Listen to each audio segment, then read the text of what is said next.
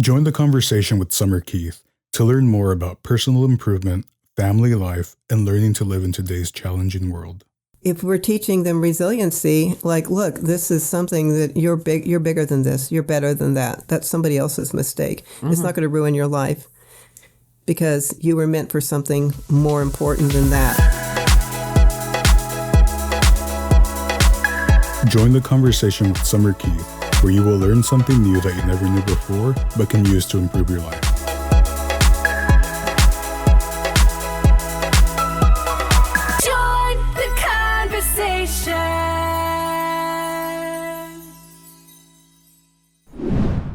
Welcome to Join the Conversation with Summer Keith.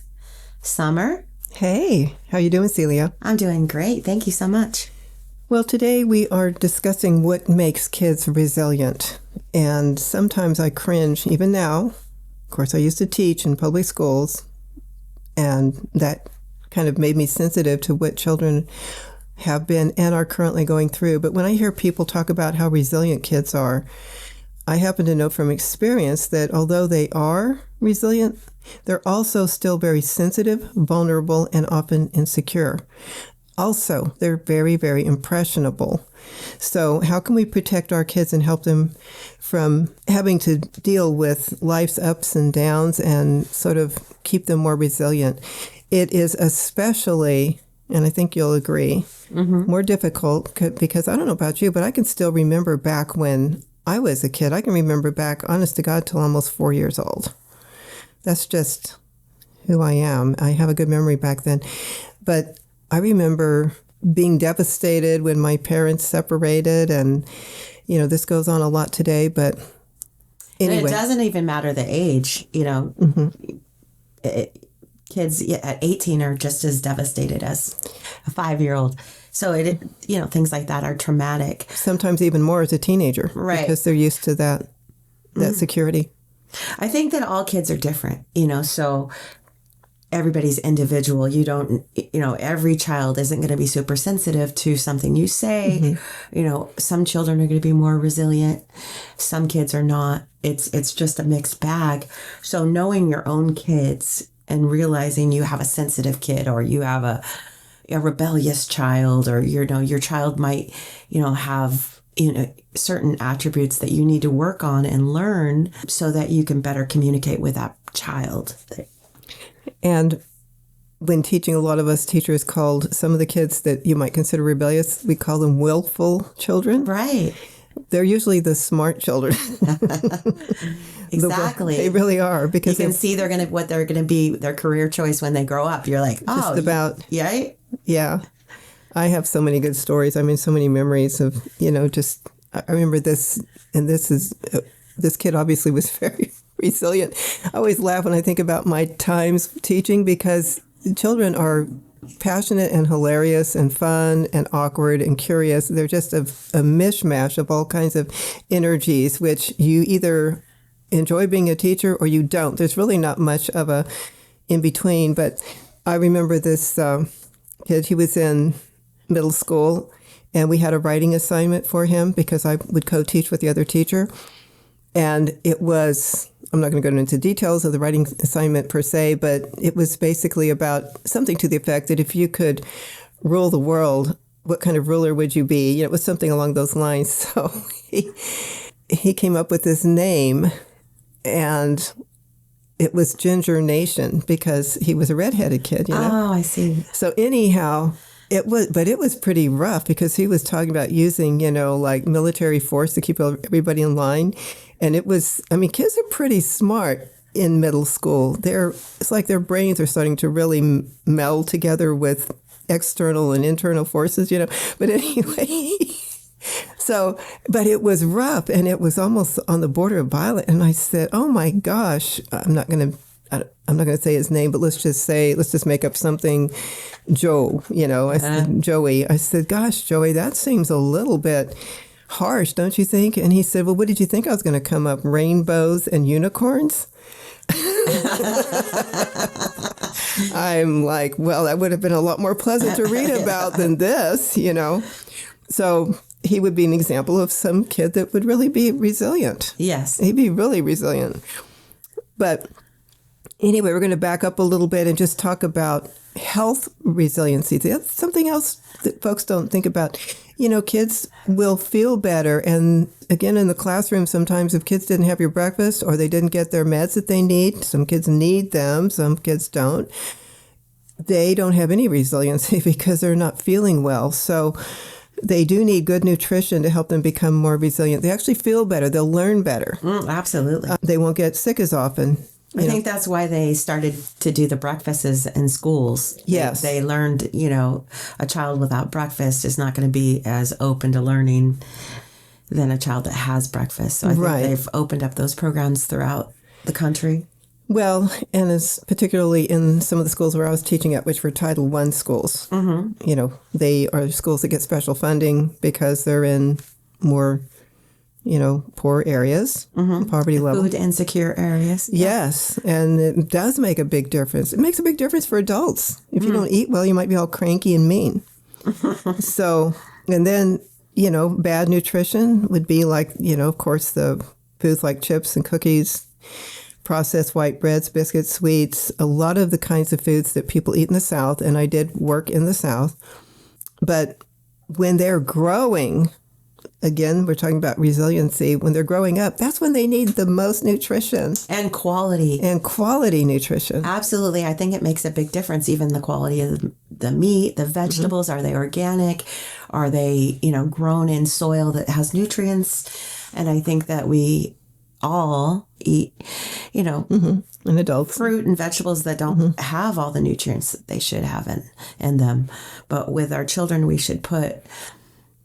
when they're, in their growing minds and their growing bodies, it should be more important that they have quality nutrition. And they go through these growth spurts. Both of us are moms. We have seen that. There is a great transition, by the way, for all the folks that are listening, that when they become like 9, 10, 11, that is pre-puberty. And it's right before that. And boy, do they go through a growth spurt. And so they really need... I like one of the moms, every time I turn around, he's in the refrigerator. And I said, I'm sorry to tell you this, but it's because he's hungry. And he's hungry because his body needs more nutrition right now. You can't say, well, let's wait for later. That it's not. I mean, obviously, if he wasn't hungry, he wouldn't be eating. So don't blame the child that is hungry. They can't help it. And they really do need the food. I liked it when my kids were hungry, because, and speaking of that, I think kids need snacks. They do. So snacks, yeah. What I've realized, if I have like a pantry and I have snacks like this, so you can grab some nuts or you can grab some raisins or you can grab a fruit cup. Yeah. The kids need smaller meals more often. Yes. And if you don't want cranky kids, then... And that is such feed an them important... in between meals. That's a good... No, you're right about that, because kids they have low blood sugar. And that was something else that I studied for years. Of course, it's been several decades, but the facts are still the same. Low blood sugar occurs in children very quickly, because their bodies need to have a constant flow of and it causes calories. Mood swings. Oh, my gosh. And then the parents lose it. Yeah. And if they would have only, cut up some carrots and some celery and taught their child a snack, so maybe some cheese for some protein, then their children wouldn't be on such a roller coaster. And then the parents wouldn't be, losing their... freaking out. Well, most of us teachers would have... a little drawer. I have my little snack drawer. Oh, you did? Yeah. Wow. In every school, because I worked at 3 different schools. So, I'd have a little snack drawer, and there'd be stuff like, those little Vienna sausages for the kids that could eat that, and it would be, like you say, like those little boxes of raisins. I mean, it was good stuff. Well, it got to where sometimes these kids wouldn't even ask me. They'd come over while I might be on the whiteboard, because I'd say, if you need a snack, let me know, and I will dispense something. But I'm sure not everybody in the classroom needs one. That's just teacher talk. Well, sometimes they'd sneak around and open up that door like I was here. It's like, get out of there. But I'm hungry. Okay, well, wait until I'm finished with this. And then, it's something. Kids need a lot of support all their lives. Right. So. And sometimes having a mentor in the school or, to bring into some of those special children that have more need or they're more sensitive helps with guiding them and helping them with their life, You mean their like transitions and, you were talking about resilience, but having that adult friend or a mentor or an extra teacher or teacher's aide, just so that the child can talk about their home life or talk about their problems at school or voice their, things that they don't want to tell their mom directly or Right. their dad directly. Yeah, they need that. I did some volunteer time at the Boys and Girls Club in the Midwest for a couple of years, and these were kids who were attending a alternative school. And when you start finding out about, their situations at home, talk about resiliency. I mean, it's amazing what they have been able to deal with and still try to, keep sort of like a level head. And again, it's just amazing that unless you're actually around larger numbers of kids, you wouldn't know that. I wouldn't know that if I hadn't been in the public school system or if I hadn't, worked on. And who's watching our kids? Why there you go. Why both parents are having to work. Yeah. Who's the, is there a daycare? Do they have, a proper number of teachers to students? Are the kids watching themselves? Is YouTube watching our kids? Who's babysitting our kids? Yeah. Our iPhones? Screen time. So what do we do about all that to feed our kids both nutrition for their bodies, but nutrition for their minds? Yeah. Mental nutrition. Yeah. Their support family, their support system. Sometimes their own family, and I'm just being very frank, is not a good support system. And sometimes it's a one-parent or two-parent family, but it's not necessarily a mother and father. It might be, the mother and her sister trying to raise a child, which, I've been a single parent, so I know that's tough. But there needs to be, in that case, a network of other friends that... Uncles or maybe aunts are always good to have, right? Or uncles. Yeah. Some just are grandparents, as well. Well, like they say, you can pick your friends, but you can't pick your family. Sometimes it's just good friends. Yeah. And also taking kids around as much as you can. It doesn't, I remember talking to a parent about that. And she goes, well, I just don't have the money to take them to the zoo and this and that. I'm like, there's so many things that are free. Absolutely. And a lot of times if the parents get out of the house themselves, they'll feel a lot better too. So it does take effort. Nobody said this journey is going to be easy. Right. It's just not. But it can be more fun, if you get away from that screen time. But there are, like in a school, there's the librarian. There is the school psychologist that kids can talk to. Public schools are not, I don't think, in my opinion, as, I guess, welcoming in some ways, as embracing as it was 15, 20 years ago. But still, there's a lot to offer. There's also after-school tutoring. There's a lot of people that are there. And I would say to parents, use that to help build your kids' resiliency.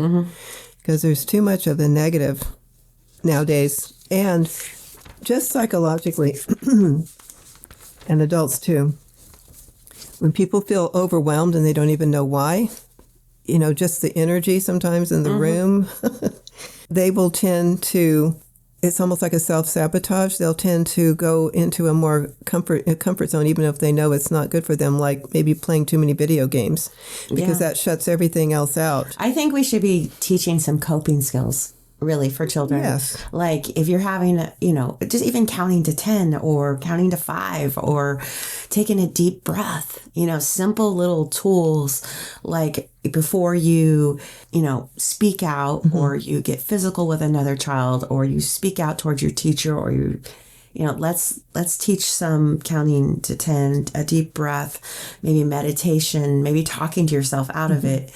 It's going to be all right, simple little tools that should be taught in school to help kids get along with their classmates and their teacher and their parents. I think I mentioned on one of our previous podcasts about TAA, teachers as advisors, where we would talk to our kids for a short period of time in the morning before we even, right after Pledge of Allegiance and all that, about those things. And, there's a lot of adults that say, well, they don't listen to all that.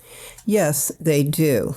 Kids, it doesn't mean that they respond at that moment, but they do listen. Kids are impressionable, so give them the right information. Just like they want to have the tools. They do. And once they have the tools, they utilize them. It's surprising, actually. It's true. They, most children. I mean, not everybody's perfect. We're not living in a perfect world by any means, but even the kids that would act out, they want the young minds, and I'm going to say even little ones, 2, 3, 4, 5, all the way up. They really want some kind of structure, because if they cross over to cross the boundary, then they get fearful and insecure, and they'll act out even more. So you've got to rein them in with some form of wisdom. I don't know if you saw this. It was like going on, I don't know if it was on TikTok or where I saw it, and I don't watch that very often, but I like to listen. I like to watch the good things. But there was this mother who had a daughter. She was 6, I think.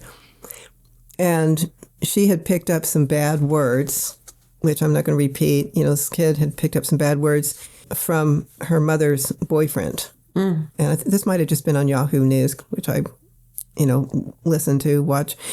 And the bad words were pretty bad. They were like 4-letter and 3-word words and stuff like that. And so she picked him up, and her mother was like, "Where you learn that?" "Well, your boyfriend said that," or whatever, whatever she called her mother's boyfriend, or heard it even on TV or something like that. So what her mother, I don't know why she did this, and I don't care if it comes back to me, because I don't think it's right. Because it doesn't work. But anyway, said, well, she says, you go into the bathroom, look in the mirror. Have you heard this? No. And you repeat those words in the mirror to yourself. So let's say the word was oogly boogly, okay? Because we're not going to say these kind of things, Then she'd lean over on the mirror and say, oogly boogly. But they were bad words.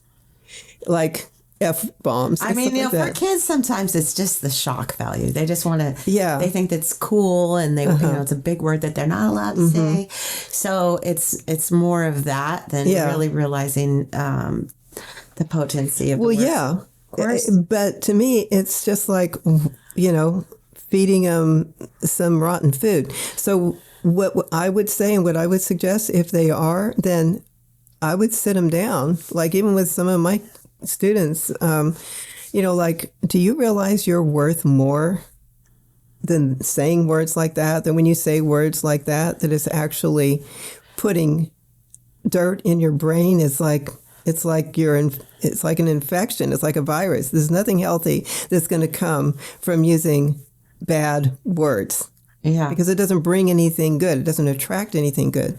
There's like a negative and a positive. And it's degrading your Go. presence. There you go. That's right. It's demeaning. Yeah. But to see that cute little 7-year-old girl, she's all well dressed, got a bow in her hair and everything, and she's in front of the mirror and saying this, I'm thinking, that is not going to teach her anything. Where do people get these ideas? They're so lame. Right. So if anybody has seen that, or even the mom hears me, which is a long shot, talk to me, because I'm telling you, it's not going to work. That's interesting, like discipline that doesn't work. That's a topic. Yeah, that's another good topic. It's super great. Like I'm thinking about all the things that parents do that they think is working, and they're doing it on a consistent basis, and they're getting nowhere. No. Right? Actually, they're confusing that child. Right? Yeah. There's so much work to do in the world. So anyway, now we've kind of covered that. We've covered also about, getting guidance from caregivers and educators. And we're talking about, like we just mentioned, you can get guidance, but is it the right kind? And by the way, so I know the internet has brought a lot of bad stuff, but good Lord, there is some wonderful stuff on the internet. There is so much amazing information that we never got when we were kids that is very helpful and is actually spot on. So, for parents who are saying, I don't know what to do with my child, get into a group. That's how you, do some more communication. Go online, look up different ways to do things, but don't take advice from, just because somebody said something that sounds like a quick, easy method to take care of the problem initially. If it doesn't play out and have long-term positive results for you and the child, it's discipline, ultimately. Disciplining ourselves and disciplining our kids. And I don't mean like, using the spanking spoon, like they say in the South. I'm talking about a lot of education, just talking back and forth and break things down with those kids. I like that. Break things down so they understand it. And I think you can work on that at home. So it's like, instead of assuming your child will understand, where you're coming from, break it down so they can understand, and then you'll have a better response to, any discipline that you're and then you're teaching them, you're teaching that child a higher level of being able to verbalize what it is that they want. And you're also teaching them discernment, like how to know what's right or wrong. That's another thing, kind of fits into this thing with resiliency. Everybody says, well, they know what's right from wrong. A lot of times they don't. They don't know the more subtle differences between right and wrong. They might understand that it is wrong to steal, but if they're in a gang, for example, there's 10, 12, 13-year-olds in these gangs, and if they say, hey, if you steal and you scratch somebody's car or whatever, then we're gonna give you some kind of points. There might even say something like, because I have to read all this, or I used to have to read all this stuff, like inner city stuff, that their value system is so different. So that's how they're taught right and wrong. Then we'll let you use a gun, or we'll let you, if you rob this house, we'll give you half the money. So that's how their values are set up. So, but you would think, oh, well, they know that's wrong. Well, it's wrong in our world, but it's not wrong. It's not considered wrong in their world, because they'll get kudos or some kind of, reward for doing that. So there is differences in what's right or wrong, and it's up to us to tell them. So anyway, when kids are given the opportunities, knowing what's right from wrong, and they can learn to enhance their adaptive skills. That's also what makes even adults resilient, is being able to adapt to different situations like death, divorce, a financial loss. A lot of people just lose it when something like that happens because it was such a big part of their life. But if you learn these coping skills when you're younger, then you can become resilient to overcome that too. Absolutely. So, and as I mentioned earlier, there are opportunities for kids to get a lot of help. And I say that, but at the same time, there is that concern about trusting who is helping your child doing one-on-one stuff. So you have to vet that person, basically. Yeah. But you don't have to be so paranoid that any person that's going to come into the nucleus of your family and mentor your child is going to be a bad apple, right? So I think that some people don't let anybody in just because of that, right? And they don't. Yeah, you have to trust your instincts and always be aware, right? And ask questions. Yeah, that's something. Sometimes I used to make an assumption. Well, they're if they've gotten that far in whatever field they're in, then they probably know, and I don't want to have to bore them with my questions, even though I'd have 100 in my head. And then as I got older as a teacher, and even now, I ask everything that I think is pertinent. I don't ask it like I'm a, quote, Karen, Yeah. But I will ask in a way that is absolutely imperative to know even for myself. If somebody's trying to sell me insurance, well, what exactly does it cover? Is there an interest rate involved? Is there, just keep up with the questions, because if you don't know, knowledge is power. And if you don't know, as in, let's say, getting a good coach for your child, or, ask him or her, how long have you been doing this? Do you like it? What kind of, I don't know, feedback have you gotten from your students and their parents? And then question everything. And that way it's not like you're interrogating them. You're just finding out more about them, and it can be a nice casual conversation. But if you do get that feeling in your gut that there's something a little amiss, and they don't want to answer you straightforward, or they act like they're trying to hide something, then follow up on that too. It's more than a 24/7 job to take care of I think kids. I love asking kids questions, like about their day, what went right, what went wrong, and, try to dive in a little bit to get the goods out of them. Because sometimes they're just distracted. Their attention span is like a second. But if you can talk with them and pull that out, I think it's healthy. I think it's healthy communication. Yeah. Yeah, I do that a lot. I've noticed I'm going to make up a name because I don't want her name, but let's say her name is Jane, because that's a simple name. But with Jane, you know who I'm talking about. Yeah. So sometimes I'll just call her out of the blue, and I'll just ask her about her day or what's going on. And sometimes she acts like she's bored or she doesn't want to talk. But then sometimes I'll bring up something that will pique her interest. And all of a sudden, this whole flood of information will come out. Like, well, really, this was kind of a crappy day for me because this guy, he said that. And then I had to tell him what time it is. And he said this. And then that gives me an opportunity to say something. Because you know how a lot of kids are when you say, how are you doing? I'm okay. Did you do anything today? No. Did you finish your homework? No. Are you hungry? I don't know. Right. So it takes a little bit of probing. I find. I bond well with kids. So I think it's that, open dialogue.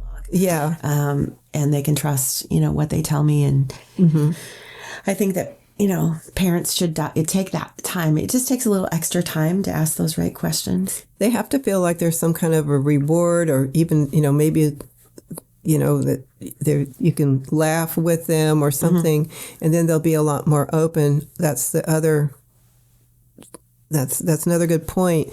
If you have a parent that's constantly deriding the child or acting like when they come in the room, oh, did you do that? How come you didn't take out the trash?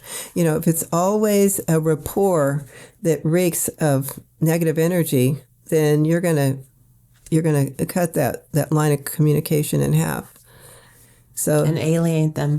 Yeah, absolutely. And who knows what happens when that, when they go down that road? What are they going to do to fill that void? Soothe that. Yeah, for sure. Oh, I've seen so much. You don't get to be over 50 plus.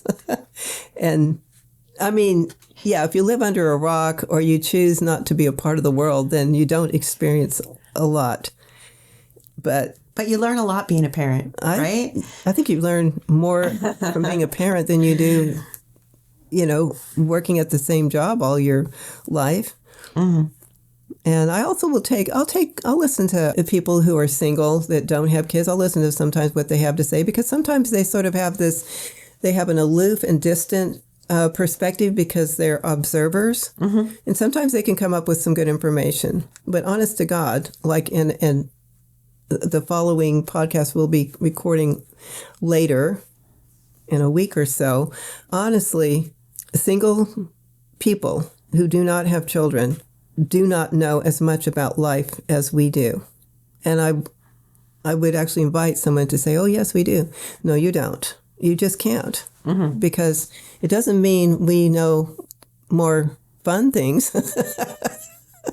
but we do know more about what life is. And I think it actually makes us better people, just because you have to learn patience, not to be selfish. You're selfless when you have kids, and that's it's a whole other realm. I know some people that haven't had children and they're still thinking that the world revolves just around them, and they don't have that, giving spirit that a parent would have. Yeah. So So there's a lot of benefits. Yeah, it's to being- deep. It's deep. it's a whole different thing. And, again, having resiliency as a parent will help you with giving your children resiliency or offering different tools for them. So anyway, both boys and girls must develop their ability to be resilient more today than ever, like I mentioned before, and especially technology and online access because, this is kind of going out on a limb, but maybe not. Sexting, for example, that's nothing that we ever dealt with. We dealt with other things when we were in middle school and high school. We had other issues, but not like that, because if somebody came after you or you were bullied or insulted or something, that was a one-on-one thing. Well, if someone on this technology now, or even, it doesn't even have to be sexting, let's just say that somebody spreads a rumor. Before, it was all verbal. Now, if it's online, it can be worldwide. And then a lot of these young people just feel completely overwhelmed, like they can't possibly get past that. And it can be devastating in ways that we wouldn't have understood because it never happened to us. Mm-hmm. I got you there, yeah. So if we're teaching them resiliency, like, look, this is something that you're bigger than this, you're better than that. That's somebody else's mistake. Mm-hmm. It's not going to ruin your life because you were meant for something more important than that. And then, you can also say, it happens to a lot of people and they can still get through it because it's... And they're using it as, blackmail. Blackmail for money or something else. Yeah, it's pretty incredible. And it is. Yeah. So it's a much more complex world. Anyway, hopefully that's given some of our listeners some tools. And remember, there are lots of different sites. I've looked at them before I even put this podcast together. There's some amazing information and very encouraging information online that deals directly and specifically with teens of a certain group, like 12, 13, 14-year-olds, and then the other groups, and then the college students. It breaks it down, the programs that help them achieve hope, confidence, inspiration, and resilience. So anyhow, you have anything else to share? I don't at this time. I think we've covered it all. We really did hit some important notes in our topic today. Yeah, I think so too. I hope I've given enough information for people at least to be encouraged to move on and help themselves and help their kids. And of course, for any specific questions, comments, critiques, please go join the conversation with summerkeith.com. Come to my website, and we will also have links to offer you a lot of wholesome, good information. Resources for parents. Yes. Absolutely. I like that word, resources. All right. Thank you. This is a wrap. Stay in touch. Ask me questions. Thank you.